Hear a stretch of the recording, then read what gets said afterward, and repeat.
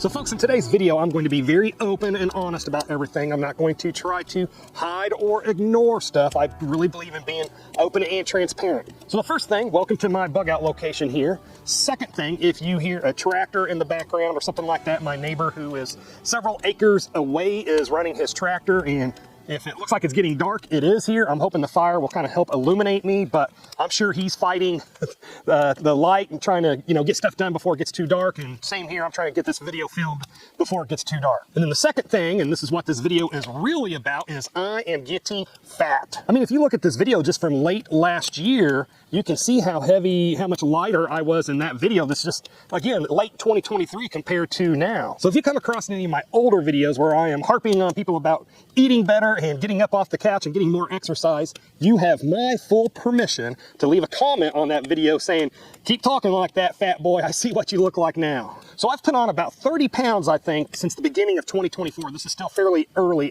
2024. And I could tell I was getting heavier because, my pants fitting tighter and stuff like that.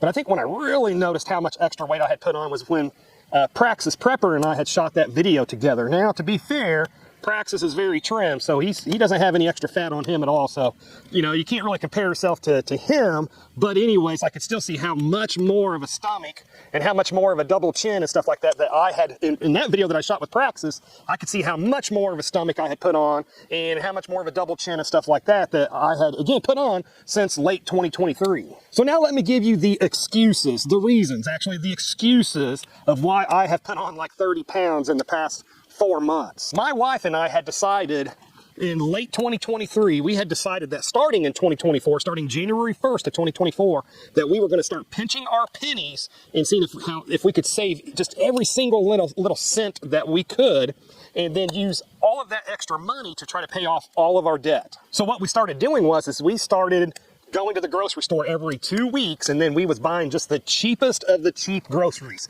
A lot of beans and rice, a lot of rice, white bread, white potatoes, all those starchy foods, because we were just buying foods that was just cost pennies. And then that's what we would eat off for the next 2 weeks until our next paycheck. But besides that, we cut out a lot of other stuff too, like exercise stuff that we would get, like martial arts that her and I was taking. So not only are we eating worse, but we're also getting less exercise because we cut off, again, stuff like martial arts training and stuff like that we was doing. Now, the downside of that, eating those starchy foods, getting less exercise and stuff like that, is we were able to pay off this property. We own this outright now. And we also have no car payments. We didn't have car payments before, but the only debt that we have now is our house, and we are shooting to try to pay off our house in 2024, but probably won't be able to pay it off in 2024, but hopefully maybe in the first half of 2025, we'll actually have our house paid off. Now, the reason why I wanted to pay off all of our debt is because I am a firm believer that we are eventually going to have an economic collapse at some point. Could be 6 months from now, could be 6 years from now, might be 20 years from now, who knows? But I do believe an economic collapse is coming somewhere down the turnpike. And this economic collapse could be caused by numerous different things. It could be caused by a cyber attack on our infrastructure that brings a lot of things to a halt, or it could be that our fiat currency finally collapses. I mean, who knows? But one of the main things one of the takeaways, a big takeaway that I got from the first Great Depression, even though we had an economic collapse, the banks and lenders and stuff like that was still seizing homes and properties and farms from people that owed them money. So even though we had this big collapse, financial collapse in the United States, the people that truly owned things like banks and stuff like that were still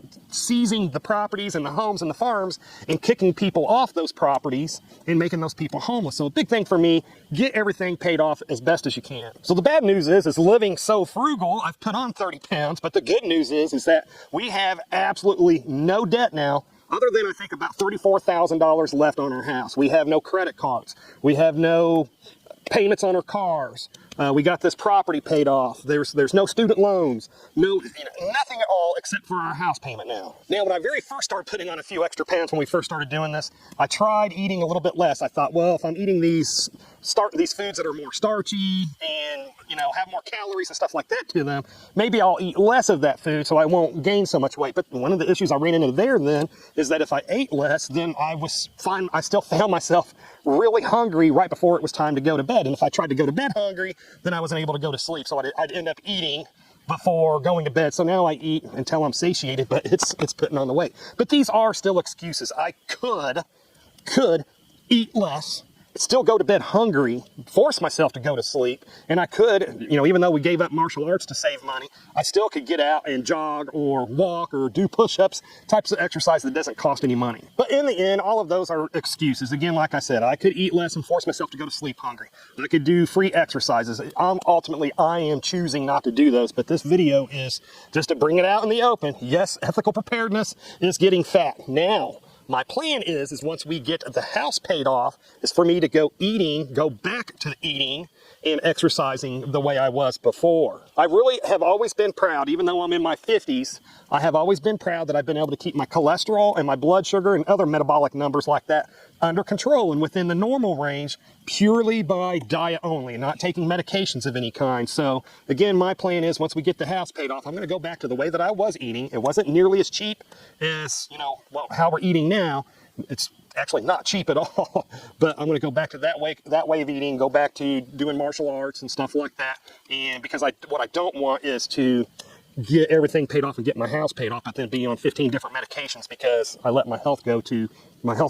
Now, luckily, we live well below our means. We bought half the house that we actually could have afforded on our paychecks. We also do not buy brand new cars, and then if we buy a used car, we make sure it's a good used car, and then we really take care of that vehicle and drive it and get the most use out of it. So really living below our means really allowed us to say, hey, when we're going to buckle down, that we're really able within like a year and a half's time, just absolutely just pay off everything that we own, including the house. Now let's give a little bit of an update here on this bug out location. I'm still working hard on the fruit orchard. I'm still taking care and nursing the baby black walnuts and other types of food producing trees that I've planted out here. And you know, it's a struggle and I'm fighting the deer and stuff out here, but everything is still slowly coming along. And of course, it's just a great feeling knowing that we outright own this property now. So if you regularly watch this channel, you know that lately I have been big into learning how to make my own medicines from the trees and plants that grow wild around us. And so to see a playlist where you can learn how to make a bunch of these different medicines, then click on the video that should be appearing on the screen